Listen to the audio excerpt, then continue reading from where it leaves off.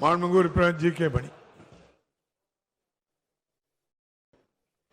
மாண்புமிகு பேரவைத் தலைவர் அவர்களே, நம்முடைய மாண்புமிகு முதலமைச்சர் அவர்களால் கொண்டு வரப்பட்ட தனி தீர்மானத்தின் மீது பாட்டாளி மக்கள் கட்சியின் சார்பில் சில கருத்துக்களை நான் கூற விளைகிறேன். நடுவண் அரசின் சார்பில் 20 ஆண்டுகளுக்கு முன்னால் அறிவிக்கப்பட்ட திட்டம்.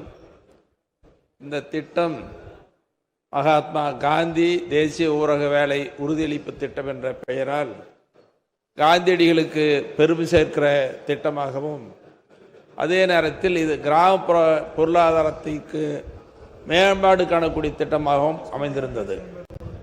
20 ஆண்டு காலத்தில் ஏறக்குறைய 80 விழுக்காட்டுக்கு மேலே கிராமப்புற பெண்கள் எங்கு பார்த்தாலும் ஏரிகளா, குளங்களா, குட்டைகளா, சாலை ஓரங்களா நாம் செல்லுகிற நேரங்களில் 100 நாள் வேலை எங்களுக்கு இல்லையே, இன்னும் வேண்டும் வேண்டும் அதிகமாக கேட்டுக்கொண்டிருந்த நிலையை நாம் பார்த்து கொண்டிருக்கிறோம். இப்படி கூறுவதற்கு காரணம், கிராமப்புறத்தில் இருக்கிற பெண்கள் தினமும் வேலைக்கு செல்லக்கூடிய நேரத்தில் இந்த குடும்ப வருமானம் உயர்கிறது, கிராம பொருளாதாரம் மேம்படுகிறது.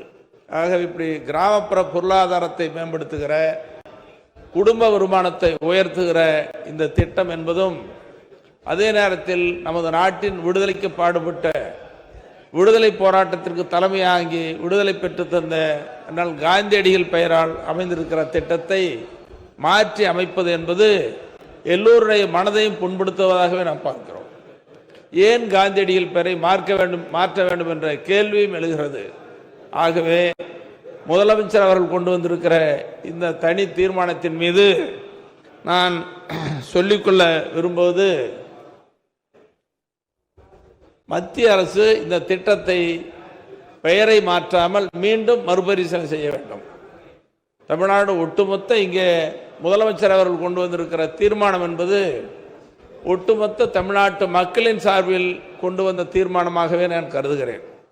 ஆகவே தமிழ்நாட்டு மக்களின் சார்பிலும், தமிழக அரசின் சார்பிலும், பாட்டாளி மக்கள் கட்சியின் சார்பிலும் நான் நடுவண் அரசை வலியுறுத்துவது, இந்த திட்ட அறிவிப்பை நீங்கள் திரும்ப பெற வேண்டும் என்று வலியுறுத்தி, மாண்புமிகு முதலமைச்சர் அவர்கள் கொண்டு வந்திருக்கிற இந்த தனி தீர்மானத்தை பாட்டாளி மக்கள் கட்சியின் சார்பிலே வரவேற்று அமர்கிறேன். செய்திகளை உடனுக்குடன் தெரிந்து கொள்ள கீழ்கண்ட கேபிள் மற்றும் டிடிஹெச் நெட்வொர்க்குகளில் எம்நாடு செய்தி தொலைக்காட்சியை காணுங்கள். பாதகம் செய்பவரை கண்டால் நாம் பயம் கொள்ளலாகாது பாப்பா.